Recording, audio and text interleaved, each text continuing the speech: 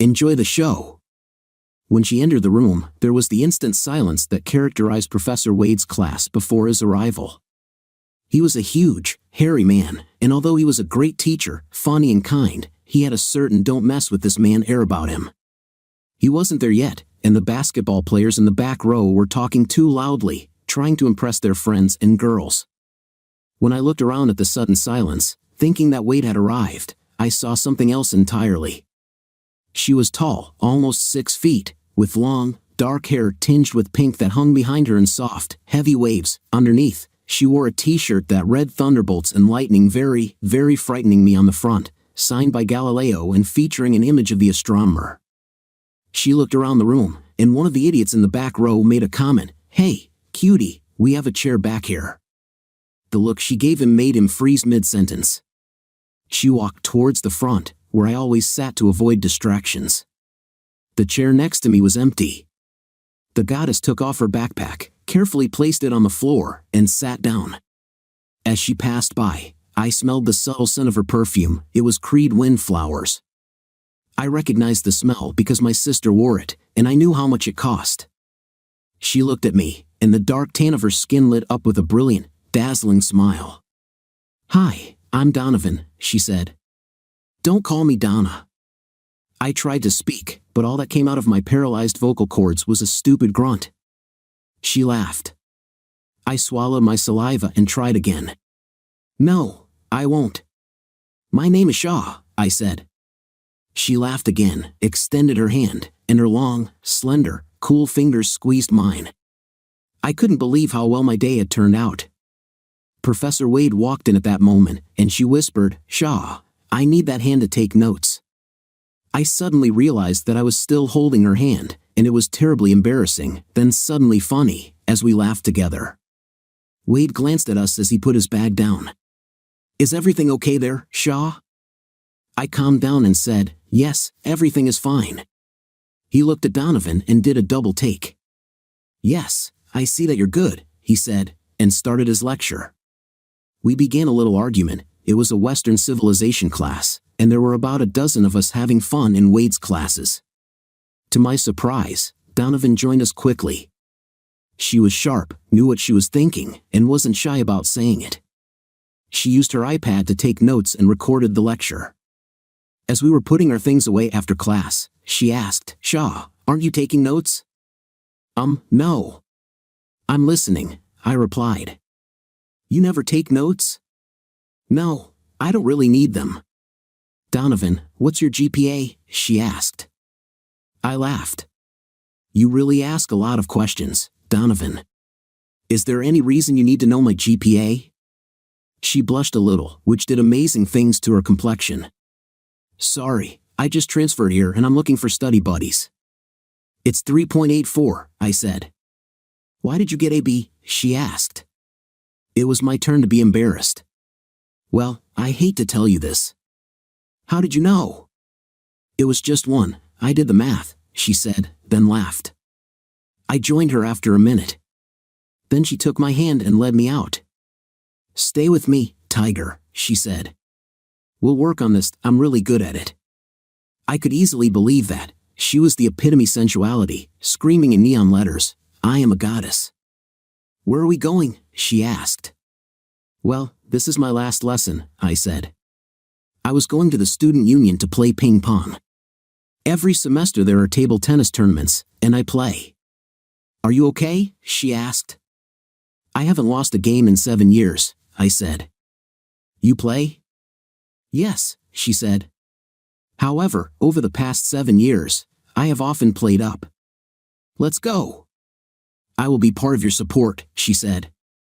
Along the way, I learned that her last name was Mace, that her father was an important person at the university, that he had a good humanities department, and that they had moved from San Diego, where she grew up. "Have you lived here all your life?" she asked. "I was born in Portland, but we moved here when I was about 2 years old. My father works for Korean Missile Systems." "What is your main profession?" she asked. "This is electronic engineering," I replied. "I have a higher education in philosophy." With my first dream of human attractiveness shattered, engineering seemed like the only choice. She was laughing. "You have a great sense of humor," she said. She leaned over and whispered confidentially, "You're hot too." I was taken aback by this and desperately searched for a witty reply. She saved me by saying, "I'm a biochemistry major. I want to do banned substances research." "Well, that sounds interesting, and I'm sure you can do it," I said. "Tell me why you don't take notes." "Well, I have a very good memory," I replied. "I tried taking notes, but it just distracted me from the lecture, and I'm better off just listening. If there are things like lists or terms, I get them, but the system doesn't seem to work for me." "Will you study with me?" she asked. "I will do whatever you let me do," I assured her. She smiled at me adoringly, and I decided that if she needed to kill someone, I would be her liaison. I knew the other players in the tournament quite well. We all played and joked together. I think they were a little shocked when I walked in with Donovan on my arm. I introduced her to everyone, and we played to warm up. She was a very good player. I figured she could beat most of the guys in the tournament. She used a shallow grip, and I used a grip I learned from a Chinese roommate I once had. She made me sweat, and it was time for my first game. I won easily, and we had a drink and watched other games. Langford asked Donovan if she wanted to play a game, and I watched as Donovan defeated him in the second round. I met my friend Curtis, who was the second best player in the tournament. It was a shame, actually, because he probably would have made it to the final if he had been lucky in the draw. It was close, as always, when I played him, but I won, as usual. The third game was pretty easy, and I won the $100 prize. Donovan came over and kissed me on the cheek. "Hey, now you can afford to invite me to dinner," she said. "I'd love to take this lady out to dinner," I said. "What time and where would you like me to pick you up?" She gave me her details, and we agreed to have lunch at 7 o'clock, which meant I would pick her up at 6:30. She kissed my cheek again and disappeared, the faint scent of windflowers being the only reminder she left behind. I went home in a daze, unable to think of anything except this glorious woman. I had no idea why she chose me, but apparently, she did. I wasn't a complete failure. I knew I looked normal, and I never had problems dating. I was tall, so even if I was as tall as she was, it wouldn't have been a problem. I'd been involved in sports since the 9th grade, lifting heavy weights and working out my muscles. Maybe she liked that. Anyway, I was seriously amazed and felt like the king of the world. She was gorgeous in school clothes, but dressed for the occasion, she was simply stunning. She wore a cream and brown off-shoulder sweater dress that accentuated her amazing figure and showcased her round fifth point. What in fifth point that was, God, it was driving me crazy. I wanted to follow her just to look at it. She knew what she looked like, but she wasn't as vain as most beautiful women I knew. Still, she showed off what she had. Although I didn't know anyone who looked like her, I helped her into my car.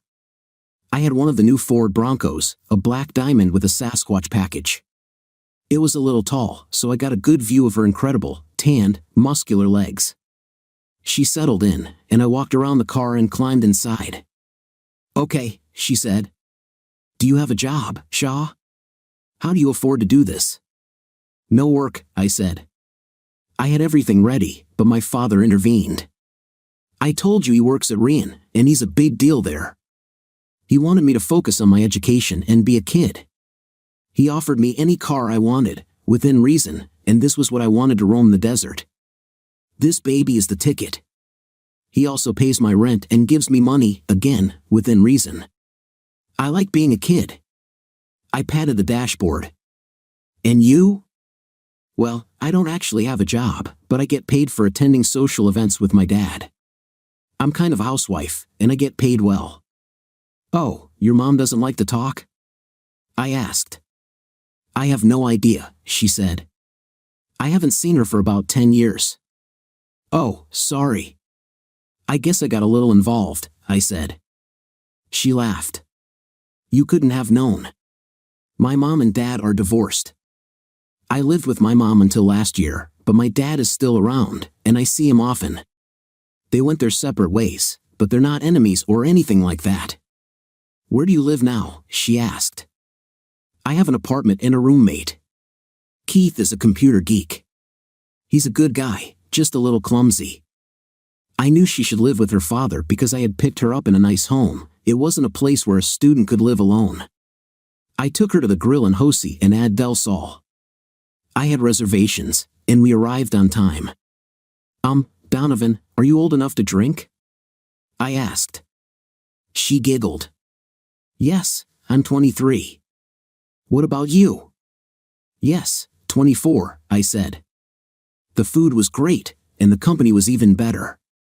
I should have asked Donovan, are we just going to be study friends, or can I take you on a date? Do you have a boyfriend? She took my hand and squeezed it. No boyfriend. Are you applying for this position? I laughed. Hell yes. I mean, God, Donovan, who wouldn't? She smiled and blushed a little. This is very nice.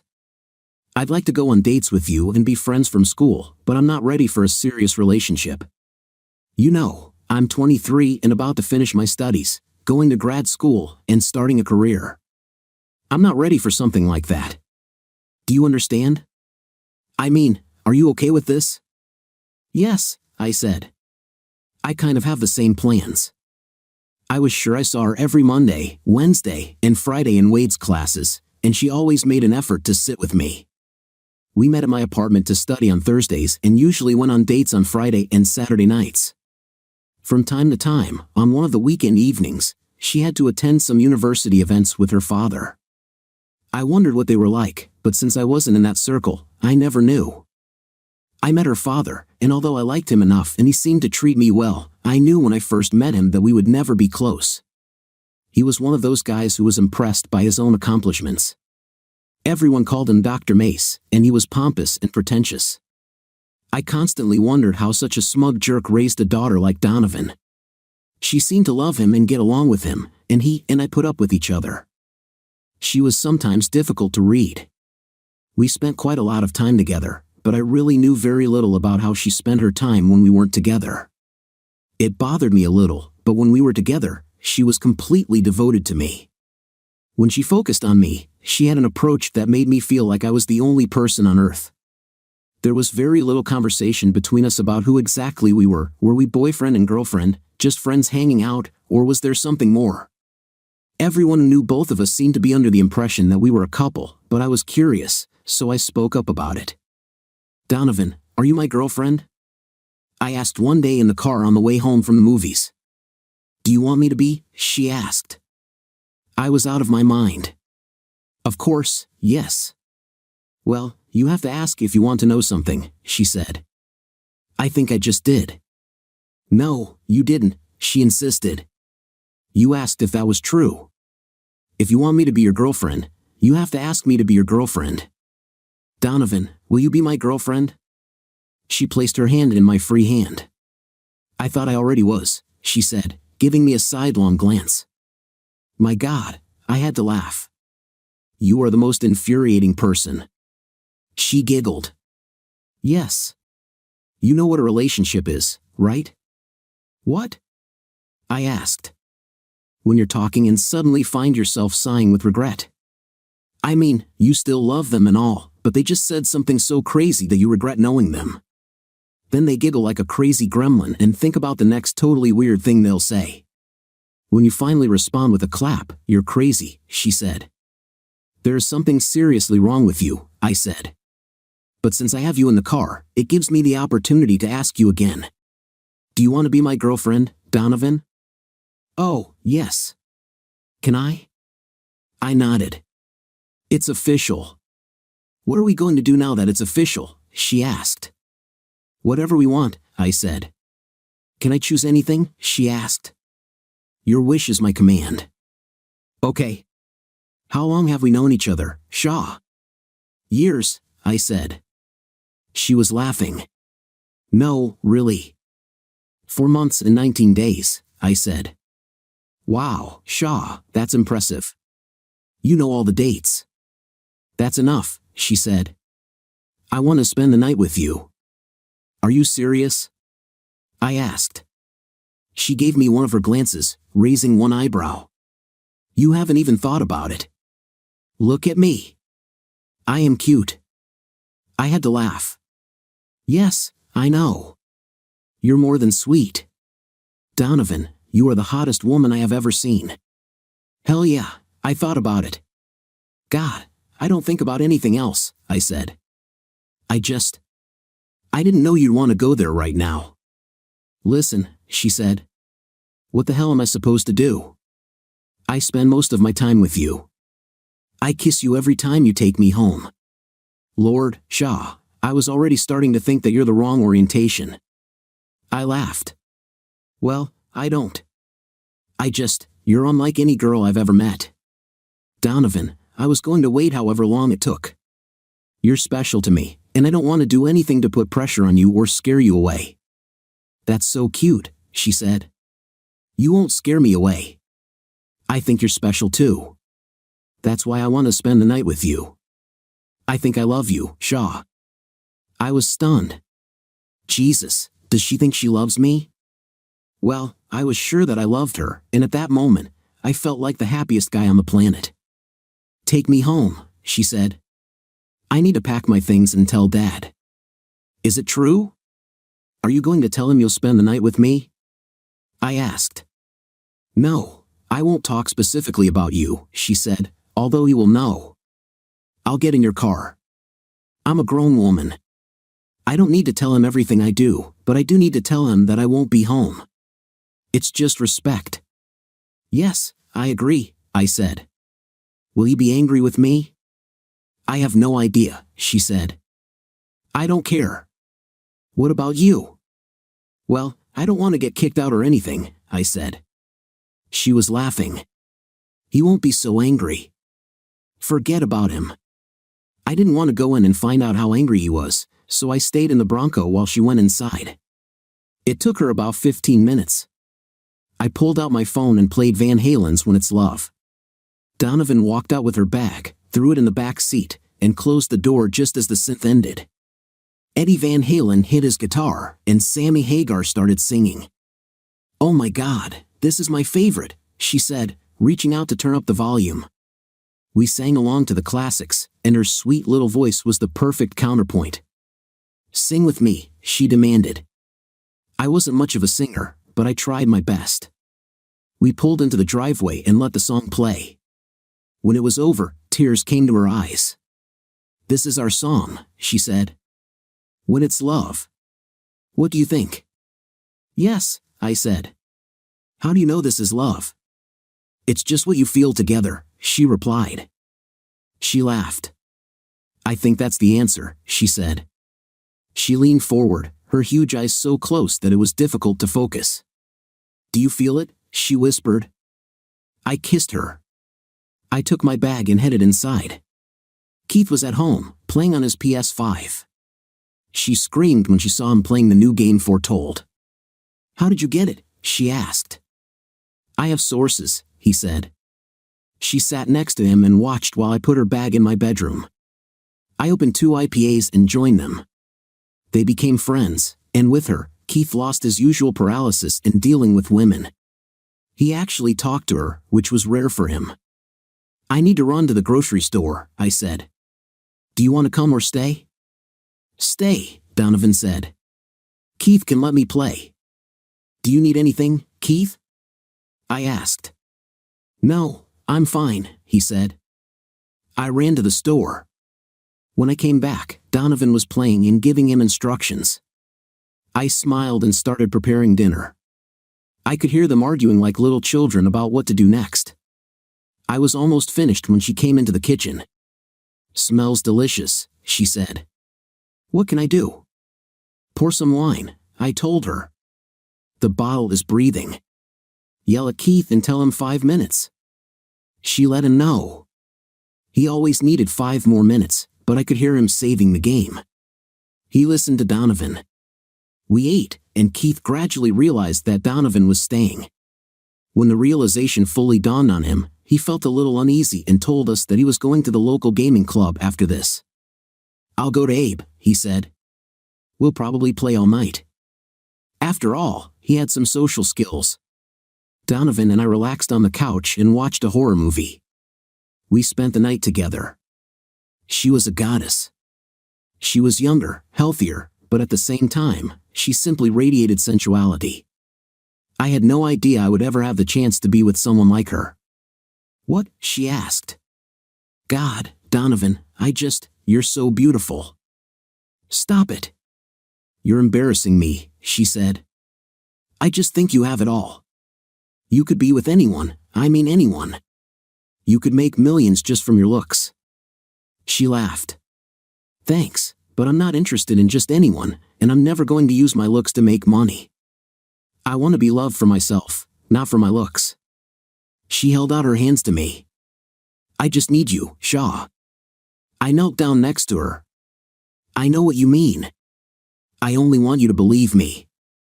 I love you for who you are. You are smart, funny, caring, warm, but you are also the most beautiful woman I have ever seen. I love every part of you." We rarely parted. She didn't live with me directly. She still left things at her dad's and spent time there, but most of her clothes and personal items now took up space in my closet, drawers, and bathroom. She loved Keith as much as I did, but I felt like we were getting in his way, and he felt the same way. I talked to my father and told him I wanted another place. "Are you sure?" he asked. "I'm sure," I said. "Donovan lives with me basically, and we're embarrassing Keith." He met Donovan and fell in love with her. "Can you wait a week?" he asked. "What will happen in a week?" "Well, you know that I own a rental apartment," he said. "The couple who rented it are moving to Seattle. It will be available next week. Let's set up a meeting and take Donovan there to see if she likes it." "Hey, am I finally chopped?" I asked. He laughed. "Look, boy, we both know it's women who matter. You'd live in a tent with her and sleep in the rain if she asked." I had to laugh. "When did you become so smart?" 5 years ago, you were dumb as a plug." He laughed. "I'm still dumb as hell. Ask your mother." "I know a thing or two, Dad. How much does it cost to rent this place?" I asked. "You'll probably have to pay a lot for this, won't it cause you financial difficulties?"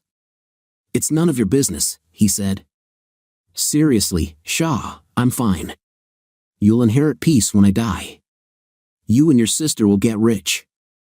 I told you that I want you to focus on education. Once you get your degrees and find a job, you'll start paying for yourself. It's my job to give you a start in life. I am your father. Don't think I'm not grateful," I told him. "I'm grateful. It's just, don't worry about it. Just don't kill me to inherit me," I laughed. "I don't know of any assassins yet." I talked to Donovan and told her I was thinking about moving. "Where?" she asked. I told her I didn't think I knew where it was. She said, "I had time to give. I couldn't go." I wrote to my dad, and he agreed with the people who rented the house so that we could go look. As we drove, I saw her looking back. "Jesus, Shaw, these are damn good places." "Well, I hope you like it," I said. "It will definitely be different from my apartment. First of all, there will be no Keith." She giggled. "Poor Keith. He loses both his playmates and his roommate. He will feel relieved. He can sit in his boxers and have 3-day-old pizza boxes with 2 slices of pizza to snack on," I said. We pulled up, and her eyes widened. Dad was already there. He came up and opened the door for her. "Hi, dear. They're not here, so we can just come in and look around." "Oh my God, Oliver, is this the place?" she asked, a bit incredulous. He grinned. "Yes. I bought this property about 20 years ago and got it for next to nothing. 5 years later, I was sitting on a gold mine. I sold the lots and used the money to build this place. I thought I would live here, but I got the opportunity to buy my own place, and I've been renting it out ever since." We walked to the door, and Dad opened it with his key, stepping aside so we could enter. It was impressive, and I heard Donovan gasp as she took it in. "Oliver, are you kidding me?" He chuckled. "No, of course not. The furniture belongs to them, so you'll have to buy your own."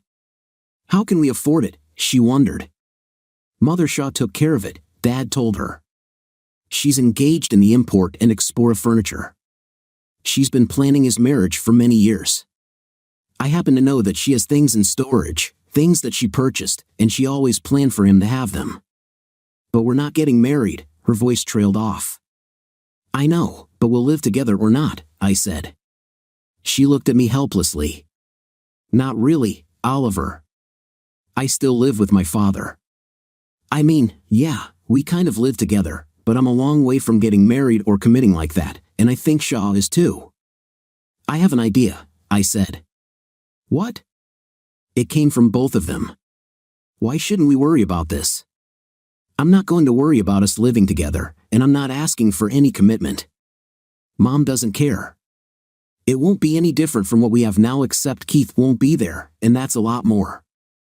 Donovan gave me one of her dazzling smiles.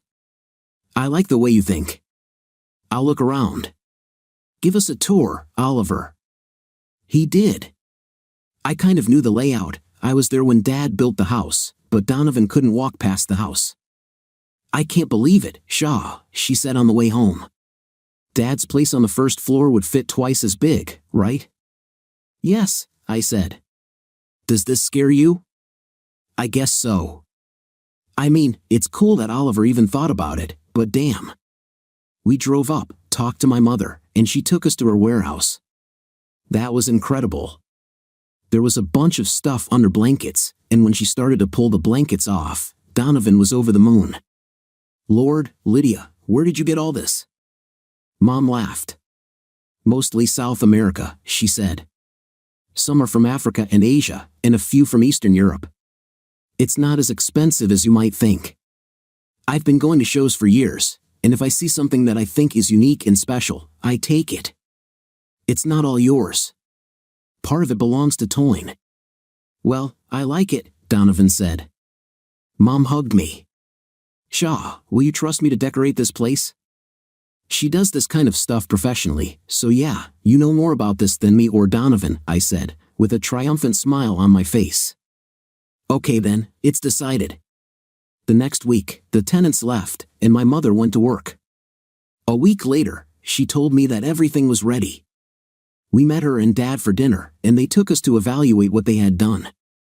Mom and Dad were not hostile to each other. They were actually friends, and I always thought they loved each other, they just had different lives. It was nice to see them together. After a while, Toyne appeared, and we celebrated with champagne. Hey, sis, I walked over to hug her. She and Donovan were friends and hung out together for a while. Hello, Bab, that's what she called me since she was very little. I thought we should celebrate and have a housewarming party. Mom came over with champagne glasses, and we made a toast. The place looked great. The furniture was a little sparse, but I figured we'd fill it up as soon as we found the time and money, of course. It was fun. Father Donovan came, and he had an absolutely disgusting dish for our dinner table. I pretended to admire it, but damn, the thought of eating next to a stalking tiger that looked like it was about to pounce on me was too much. I appreciate this gesture, he said. He got up, and Donovan took him on a tour. I think he was impressed despite himself. Keith borrowed his dad's truck and trailer and drove up with our boxes of stuff. Even Dr. May got his hands dirty helping us carry boxes to their respective rooms. We put everything roughly where it needed to be, and everyone left, leaving Donovan and me a little awkward and completely alone in our new place. It didn't last long. She invited me into the shower. I was always ready for this. Our agreement had not changed. 6 nights out of 7, Donovan was with me. Every day when classes ended, we were together. About once a week, she spent the night with her father. We both applied and were accepted into graduate school and were in our final semester. I was going into the aerospace program, and she was going into bioengineering. We were both a little anxious thinking about money and work. Mom and Dad put money into my account, and Donovan made some money hosting at the university, but neither of us were truly satisfied with what we were doing. I was looking into internships, and she started increasing the number of events she was doing. One of the IT specialists working in our office happened to mention a university fundraiser. I was half listening when he said, "There was the hottest girl I've ever seen." This caught my attention. "Oh yes?" I asked, supportive. Yeah, she looked like a university student or something, but I'd never seen her before. You won't believe it, he continued. Graduates lined up to dance with her. I would have just liked to dance with her and take her home. I'd die a happy man. Did anyone take her home? I asked. I don't know. There were many attempts, he said. This made my antenna go up. I decided to ask Donovan what was going on without seeming too concerned. She was working at an event that evening. Hey, Donovan, I've never asked you this before, but what exactly are you doing at the event? Well, it depends on the event, she said. Sometimes it's like a dinner party, and we just have to communicate. I'm really just here to make sure everything is going smoothly, the caterers are doing their jobs, I'm hanging out with Dad, chatting with donors and alumni, and introducing people. Sounds terrible, I said. She laughed. It's not fun, I promise. It's work, Shaw. This isn't supposed to be fun. Most people are around Dad's age, but I have to look and act like the person I'm talking to is the most interesting person on the planet. Oh my God, I had no idea. Are they all like this? I asked. No. Sometimes there are bands, orchestras, dinner, and then dancing, she said. What will it be tonight? She turned away from the mirror where she was applying makeup to her eyes. What happened, Shaw? Are you giving me the third degree here? I laughed. No, I was just curious. I have no idea why, I just asked. She turned back to the mirror. It's just a job, she said. Boring. You wouldn't like it. I walked away and was scrolling through TikTok when she came over and kissed me. She went to the kitchen and came out with a bottle of water. See you in a couple of hours, she said, kissing me again before disappearing. I turned on the TV and watched some boxing. I couldn't get a conversation with the IT specialist, so I got up to grab a beer. Walking into the kitchen, I noticed Donovan's phone on the counter. Apparently, she put it down to get a water bottle and forgot it. I wondered if she would want it. I thought it might be important in case she needed anything, like if her car broke down or something, so I decided to take it to her. It would also give me a reason to be there, though not a very compelling one. The event was held at Lodge on the Desert, and I kind of knew the place. I had been there once or twice. When I walked inside, it appeared that almost the entire venue was booked for the event, at least the event rooms. I looked around but saw no sign of Donovan. There was music coming from the palm room, so I popped in for a quick look. They had a small band playing jazz, and about 50 couples were dancing. There would have been twice as many on the lawn. It was a big party. One of the employees came over with a tray of champagne glasses and offered me one. No thanks, I said. Tell me, do you know any of the guests? Some, he said. The university uses the halls quite often for events. Do you know who Donovan is?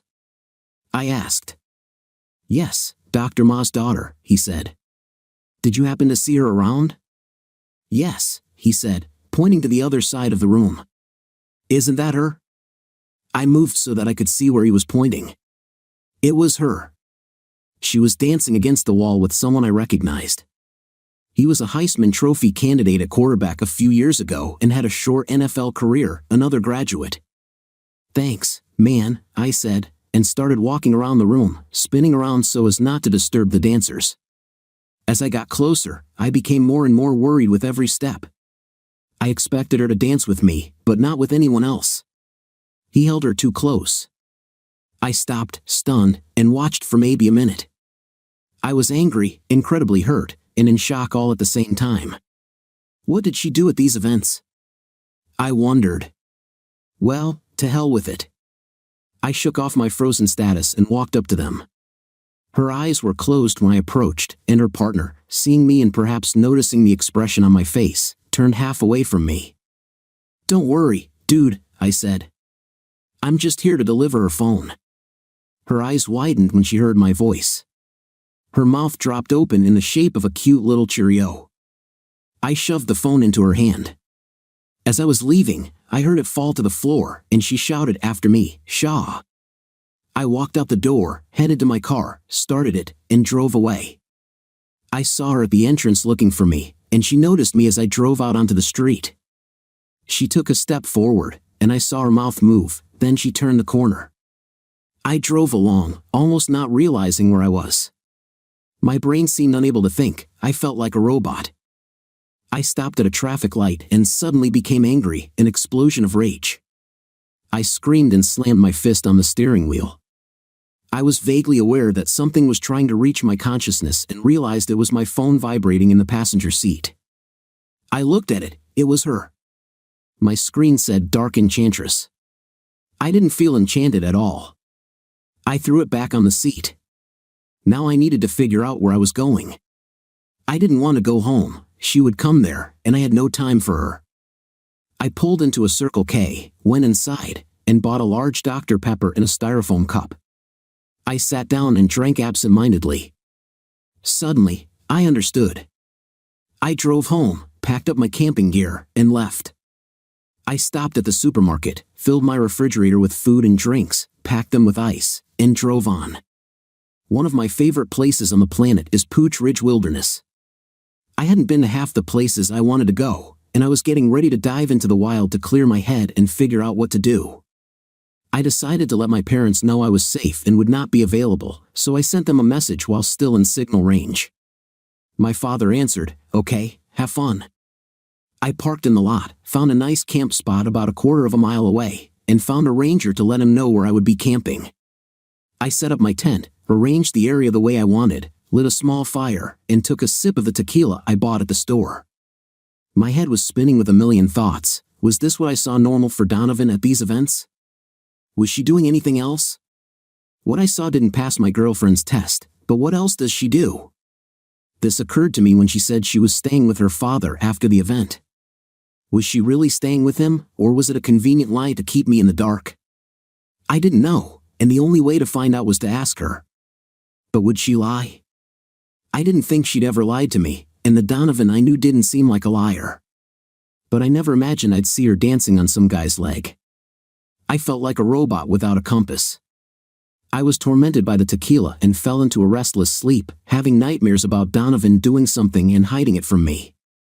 The next morning, I had a bit of a hangover, but breakfast and a couple of ibuprofen soon fixed that. I packed my backpack and headed down the trail. It was beautiful, cool at the top, and when I went down into the canyon, it was hot enough that when I jumped into the stream, it felt wonderful. I pulled out my wild cleaners and washed myself in the stream. That night was a repeat of the previous one, and I gained no clarity about anything. The next day, I headed toward Mount Lemon, climbed up a rock ledge, and occupied my mind. It was almost dark when I returned, and as soon as I entered the small space, there sat Donovan on a rock, her hands bowed down and seemingly crying. I must have made some noise because she looked up and saw me. She jumped to her feet and ran across the camp, rushing at me and almost knocking me off my feet. "Damn you, Shaw," she screamed in my face, then hugged me like an anaconda before yelling again, "What the hell is wrong with you? You can't just run away. You can't just throw me away." She beat my chest with her fists. "I needed to talk," I said. "Why did you do that? How did you find me?" "Your father told me you were here," she screamed. I got scared and made him tell me. "When I came here, the ranger told me where you were, but you weren't here." She burst into tears and clung to me again, burying her face in my chest. "Where have you been?" "I was on a hike," I said. "I didn't want to see you, Donovan. That's why I came here." "This," she screamed. "I needed to see you." "Why are you not here?" I said. "Stop yelling. Let me light the fire. I'm hungry." "You're hungry."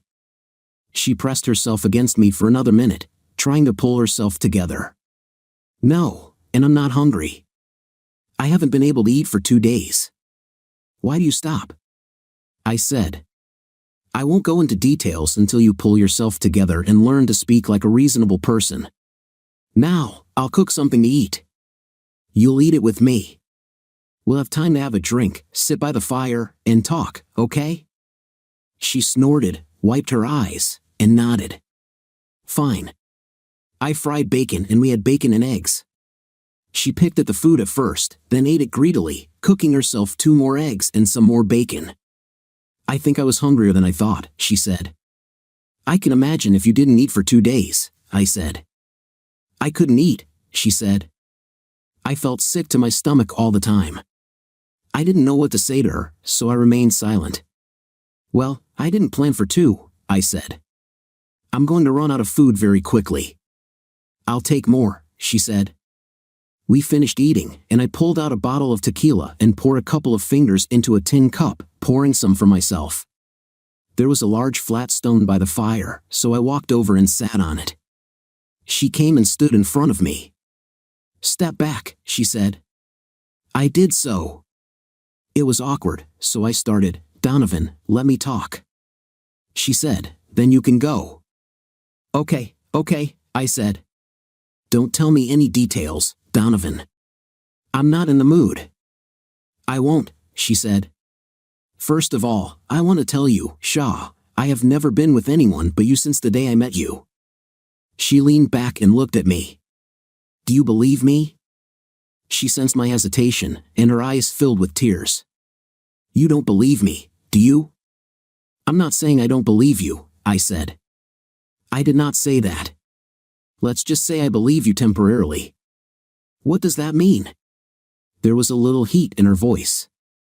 "It means I accept what you said, and I want to hear what else you have to say," I told her. "Whatever you say may make me come back and say I don't believe you, or it may make me come back and say I absolutely believe you." "If you don't believe me, then I don't think I have anything to say," she said bitterly. "What's the point?" "It's up to you," I said. She stood up and walked to the edge of the circle of light, then stopped and looked back.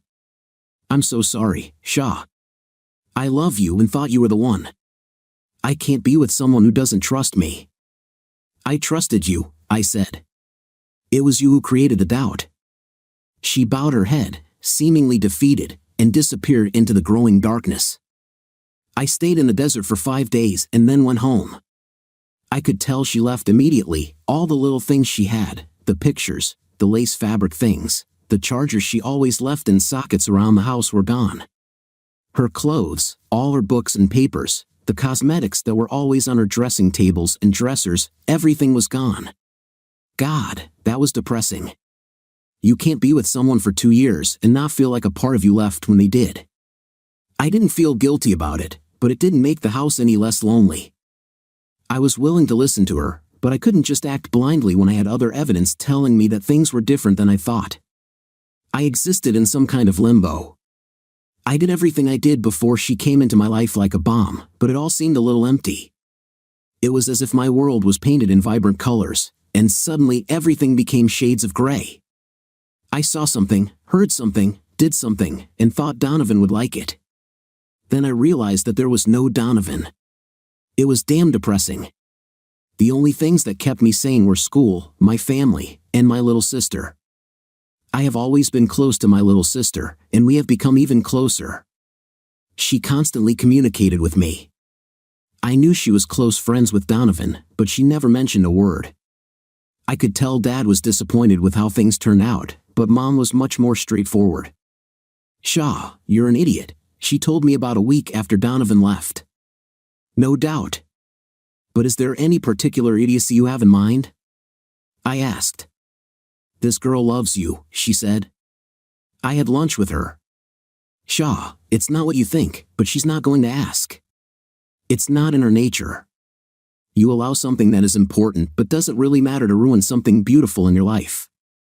You need to fix this." "Why do I need to fix this?" I asked. "I wasn't the one who broke this relationship." "I'm not saying you're to blame, or at least mostly to blame," she said. "I'm telling you it's worth fixing, even if you have to take the first step. I know you want the best for me, Mom," I told her. "Yes, I know. I won't mention it anymore. I got the paid internship I was hoping for at Honeywell. It wasn't a lot of money, but it was more than I'd ever had, and they liked me. 6 months later, I received a job offer while completing my master's degree. We went to the same school and in the same buildings, so I saw Donovan from time to time, mostly from afar. If she noticed me, she would wave, and I would always smile at her and give her a thumbs up. Mom and Tobin very discreetly informed me that Donovan was no longer working for her father as a housewife. She was interning at New Vox, working on some kind of specialized oxygen delivery system. Fine, I was proud of her. We didn't talk, but I saw her nearby every time I did.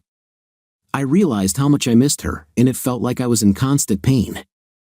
18 months passed, and the first time we really talked was at graduation. There were just over 100 of us studying engineering, and I was sitting in my chair when someone sat down next to me. I turned around and saw Donovan. God, she still took my breath away. If anything, she was even more impressive than the day we met. She gave me a sparkling smile. Hi, Shaw. Congratulations, you did it. You too, I said. Thank you, and congratulations.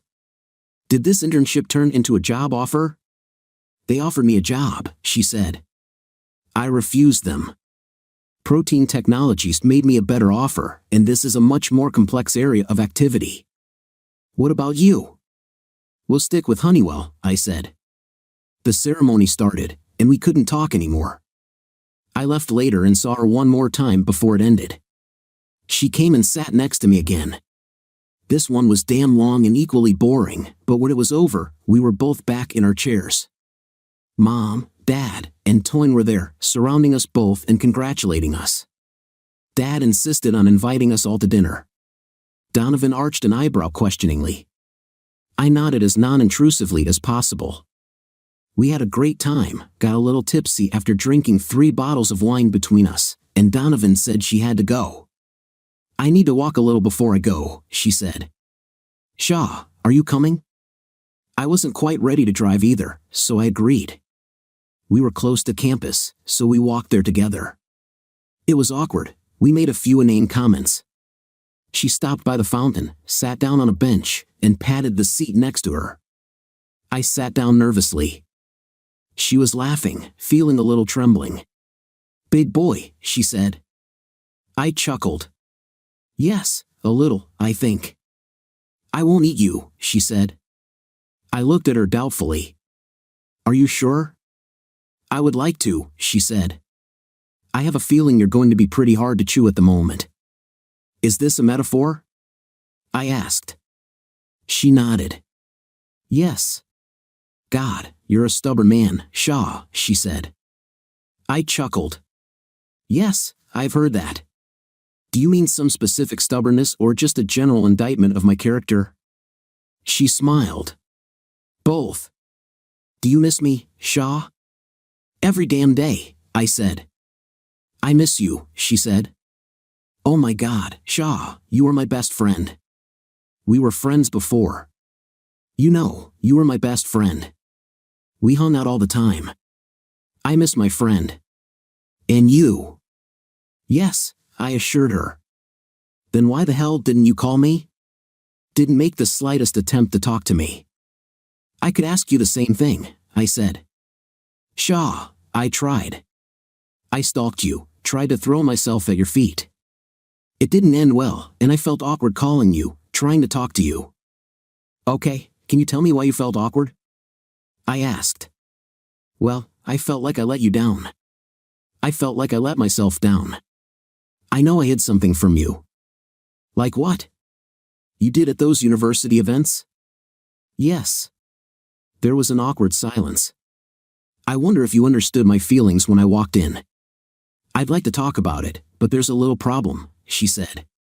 Okay, what's the problem? Do you think I will lie to you? She asked. Do you really believe this? Look at me, Shaw. I turned slightly and looked into those huge brown eyes. Tears floated in them. The setting sun turned them honey golden. I knew she wouldn't lie. It's not that I think you'll tell me an outright lie, I said. However, I have a little story. Can you leave out some things that might not represent you in the light of the forest? You did it, Donovan. I never had a single doubt about you. I never would. I have to tell you, I haven't been completely honest with you, or even with myself. I told her about the conversation I had with my colleague. Oh my God. Why didn't you say anything? Well, I would look paranoid. I was embarrassed. I thought it would make you angry, and I felt that you would be right to be angry. So when I saw that you forgot your phone, I used it as an excuse to leave. I didn't expect to find. I didn't finish the thought, and she sat there for a minute, obviously thinking about what to say. I had one more thought. When you asked me if I think you would lie to me, no, I don't think you would. My problem is that I never doubted you for a second, but I never had the slightest idea what your role was in these matters and events. But you never told me. It wasn't entirely a lie, but it wasn't entirely true either. I still don't know. She bit her lip, and I could see her hands shaking as she clasped them together. She sighed. I won't miss anything. I won't lie. I'll tell you everything. Do you want to do it here? What do you suggest? I asked. All I want is my best friend back, she said. Whether we are lovers or not, it will happen or not. Can we hang out like we used to? I want to come to your home, just hang out, talk to you, be with you. I want to tell you everything, but I'd like it to be in an organic setting. Can I come tomorrow and bring dinner? Yes, I'm fine with that, I said. Donovan? What? She looked at me. I just wanted you to know that I missed you. I thought I was a fool. I would do anything for you to ignore all this crap, move to a hut in the desert. I love you. She immediately hugged me. No, Shaw, you shouldn't feel this way. I would do anything to be with you. I know this, but I need to make it clear. Do it right. Let's do this, I said. She pulled me up, and I walked her to the car. I opened the door for her, and she turned and looked at me from under her incredibly long and thick eyelashes. Shaw, can I give the key back? I laughed, pulled the keys out of my pocket, and gave her the house key. Do you remember the security code? Yes, she said. See you tomorrow evening, I said. She stood on her tiptoes, quickly kissed me, and disappeared. When I got home from work, I stopped and bought her favorite Cabernet, cheesecake, and a yellow rose. Her car was parked in the driveway, and the smell of cooking filled the house. It smelled amazing. The garlic and oregano created a real aroma. I went in, put my bag away, and then went to the kitchen. I knew she knew I was there. She would have heard me disabling the security system, but she was busy. She took my breath away. She was wearing a small yellow dress, her hair pulled back into a messy bun that showed off her graceful neck, and her shoulders were bare. The dress barely covered her fantastic fifth point, and she wore strappy platform sandals that showed off a mile of gorgeous legs. I sat down next to her, hugged her, brought the rose I had, and pressed it to her cheek. She looked up and back a little shyly and gave me a small smile. Hi, Shaw. The rose is beautiful. Dinner will be ready in 30 minutes. Do you need to clean up? Hey, beautiful, I said. Yeah, let me take a quick shower. By the way, it smells very tasty. I hugged her and went to clean up. Dinner was as delicious as it smelled, but a little awkward. We talked about nonsense, and when we finished, I cleaned up while she poured the wine and took our glasses to the sofa. I sat down next to her, and she snuggled close to me. I hugged her. She sighed. It's so nice. God, I miss this. Just the opportunity to touch you, talk to you, knowing what you want me to. I said, I've always wanted this. I was miserable. Me too, she said. The only question is, will we remain unhappy? I'm open to suggestions on how to avoid this, I said. Do you have any suggestions? Maybe, she said. And you? Yes, I'll tell you everything. Perhaps you won't like something. I put my feet on the ottoman, and she leaned back, resting her head on my arm behind her and putting her feet on top of mine. I remembered that this was one of her favorite things to do. Shoot, I said. First of all, I have to tell you that I'm not going to lie or hide anything. Okay, she said. I nodded. I believe you. Fine, Shaw. When I was about 18, I started working as a hostess at university fundraising events where my dad was an administrator. The university needed donations from alumni. You know that, right? I don't know much about it, I said. I know these things happen, but I have no idea how much of the university's budget comes from tuition and state funding and things like that, and how much comes from donations. 7% of the university's budget comes from endowments, she said. It doesn't sound like much, but it's a $123 billion budget. Wow, I had no idea. Most people don't. Either way, fundraising is a big deal. I understand. My job was to make sure the fundraising went smoothly. I tried to get people to write checks. I didn't think you were doing anything wrong, I said. No, that's not true. I swear to you, Shaw. Dancing is all I ever did. Okay, I said. It was some dirty dancing, and God, this is humiliating. I kind of led some donors to believe that there was a possibility of more. I feel like a hoe telling you this, but I swear it will never happen again. It meant nothing more to me than impressing them. Well, it's kind of unpleasant, I admitted. Yes, it is, she said. I never really thought about it, Shaw. I swear, until I looked up and saw the look on your face. Now I have to doubt what you say. I don't think you're being honest with me. If you never thought about it, why did you let me believe that you were just babysitting the waiters? She sighed. I wouldn't be honest with you, she said. She was silent for a minute. I think I wasn't honest with myself.